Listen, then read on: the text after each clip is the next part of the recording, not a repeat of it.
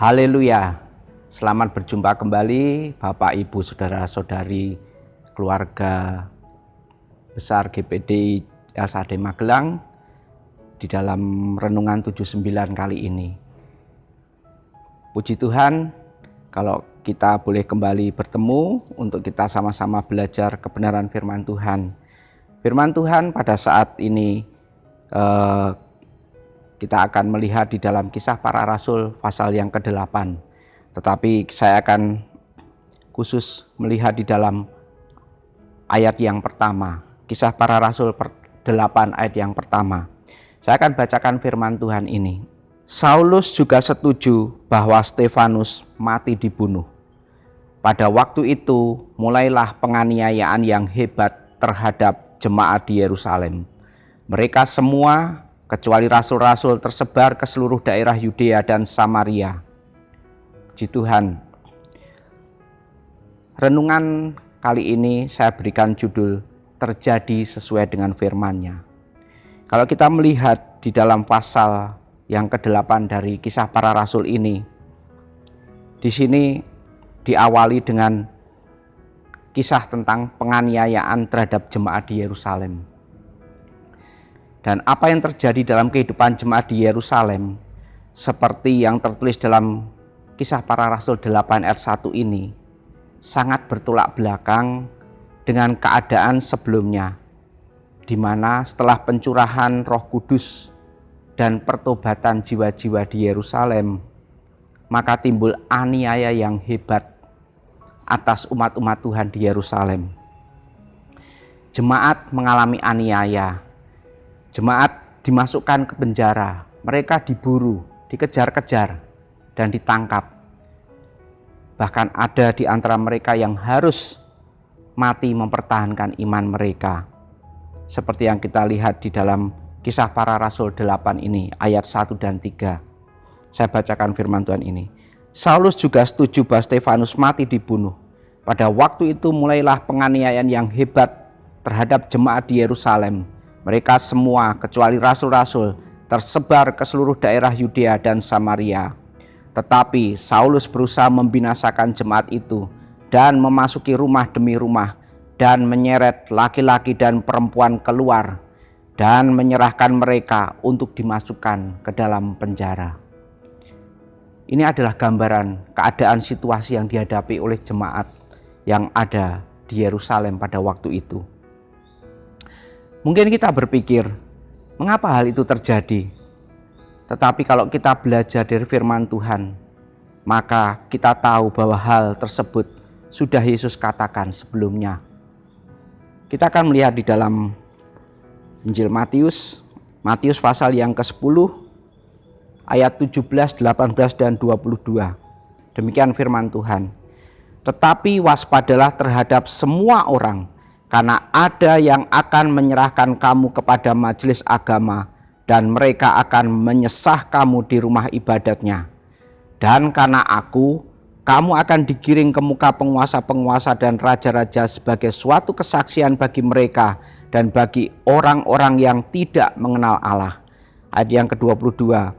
Dan kamu akan dibenci semua orang oleh karena namaku. Tetapi orang yang bertahan sampai pada kesudahannya akan selamat. Itu dikatakan oleh Tuhan Yesus sendiri. Sehingga kalau kita melihat apa yang dialami oleh jemaat yang ada di Yerusalem, itu tidak menyimpang dari apa yang sudah dikatakan oleh Tuhan Yesus sendiri tentang risiko apa yang akan dialami oleh setiap orang-orang yang mengikut Dia. Dan dari akibat penganiayaan itu juga menyebabkan jemaat yang ada di Yerusalem tersebut tersebar ke seluruh daerah Yudea dan Samaria. Seperti yang dikatakan di dalam Kisah Para Rasul 8 ayat 1b, bahwa mereka tersebar ke seluruh daerah Yudea dan Samaria.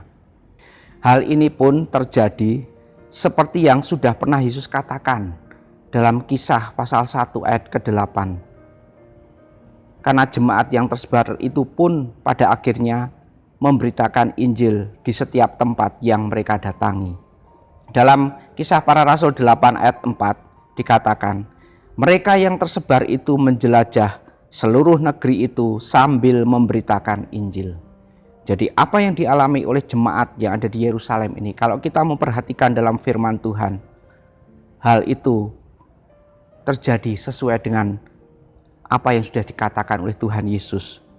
Mereka akhirnya tersebar dan menjadi saksi-saksi Kristus sesudah mereka menerima kuasa Roh Kudus itu.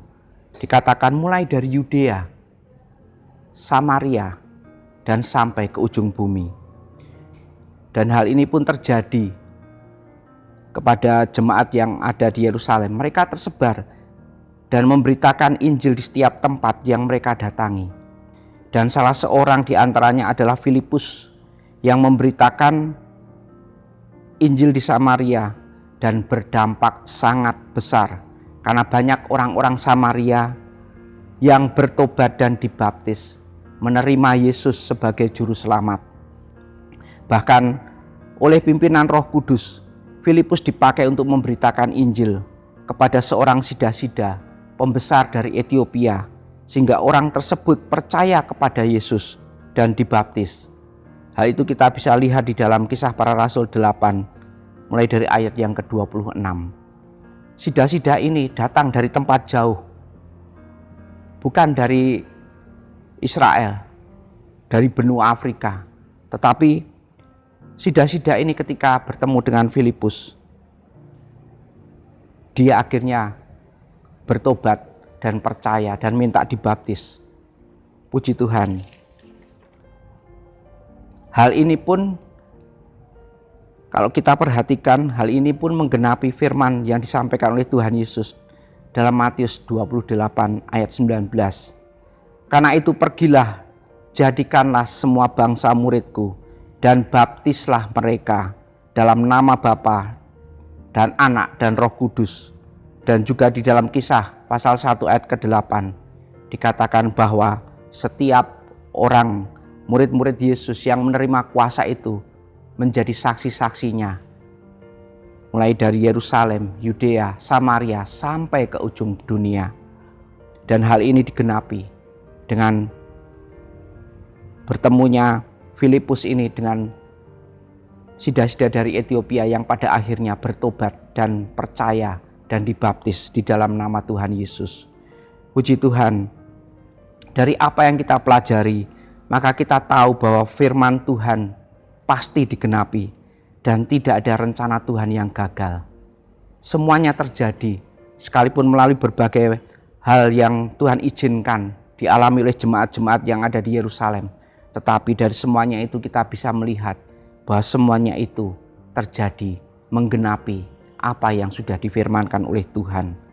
Aplikasi yang bisa kita terapkan dalam kehidupan kita dari firman yang sudah kita pelajari pada saat ini, bahwa hidup kita yang percaya kepada Tuhan Yesus dan dipenuhi Roh Kudus hendaknya juga mau terus dipimpin Roh Kudus, sehingga dimanapun dan dalam keadaan apapun kita tetap teguh dalam iman dan berdampak positif, menjadi saksi Kristus dan menggenapi rencana Tuhan. Puji Tuhan, firman Tuhan sampai di sini. Terima kasih telah mengikuti renungan 79, kiranya dapat menjadi berkat bagi kita semua. Bapak, Ibu, Saudara yang ingin didoakan untuk pokok doa tertentu, menceritakan kesaksian, baik mujizat, kesembuhan, pemulihan, masalah keluarga dan lain-lain, dapat disalurkan melalui chat WhatsApp di nomor 0813 2742 0088. Puji Tuhan, kita akan berdoa. Bapa di sorga, terima kasih untuk firman Tuhan yang telah kami terima saat ini Tuhan. Kami bersyukur kepada Engkau Tuhan. Sungguh kami mempunyai Allah yang ajaib, Allah yang maha kuasa, Allah yang setia dengan firman-Nya. Firman yang senantiasa digenapi sehingga terjadi sesuai dengan kehendak-Mu Bapa.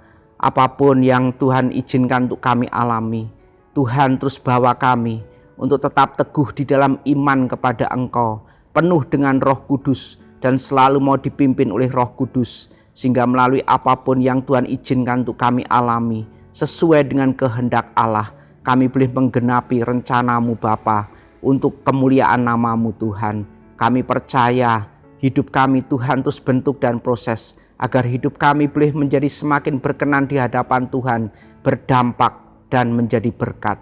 Terima kasih Bapa di dalam kerajaan sorga. Besar dan ajaib segala pekerjaan-Mu ya Tuhan Allah yang Maha Kuasa.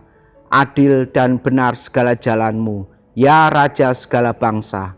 Engkau saja yang kudus, karena jemaat GPDL Sade Magelang akan datang dan sujud menyembah Engkau, sebab telah nyata kebenaran segala penghakiman-Mu. Terima kasih Bapa di surga, di dalam nama Tuhan Yesus Kristus Juru Selamat kami mengucap syukur dan berdoa. Haleluya. Amin.